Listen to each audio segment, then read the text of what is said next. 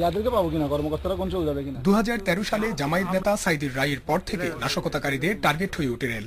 2014 সালে নাশকতা কমে আসলেও গেল 4 জানুয়ারির পর আবারও বেড়ে গেছে বগিতে আগুন, লাইন তুলে ফেলা আর ট্রেনে পেট্রোল বোমা ছুড়ে মারার ঘটনা।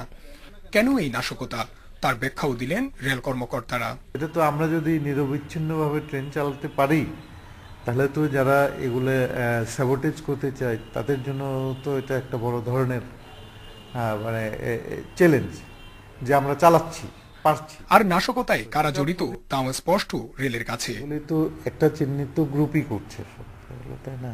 জামাত, শিবির, বিএনপি যারা এখন দেশে এই সমস্ত নাশকতা চালাচ্ছে, ওরাই চালাচ্ছে। এটা এর মধ্যে তো আর অন্য কোনো পক্ষ তো আর নাই, এখানে উপস্থিত নাই।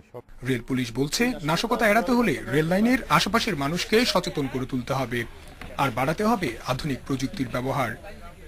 বিশেষ করে রেল লাইনের নির্দিষ্ট দূরত্বে কম্পিউটার চিপ বসানো গেলে ঘটনা শনাক্ত করা যাবে নাশকতার আগেই। র্যালি বন্ধ করার জন্য আসলে সাধারণ জনগণ, রেল লাইনের পাশাপাশি বসবাস করে যারা বা জনপ্রতিনিধি যারা আছে তাদেরকে সচেতন হতে হবে, সাধারণ জনগণকে সচেতন করতে হবে, তাদের সংশ্লিষ্টতা বাড়াতে হবে রেল নাশকতা প্রতিরোধে। 2013 সালে পূর্বাঞ্চলে 206টি নাশকতার ঘটনায় মামলা হয় 79টি, যাতে আসামি করা হয় প্রায় 6000 লোককে।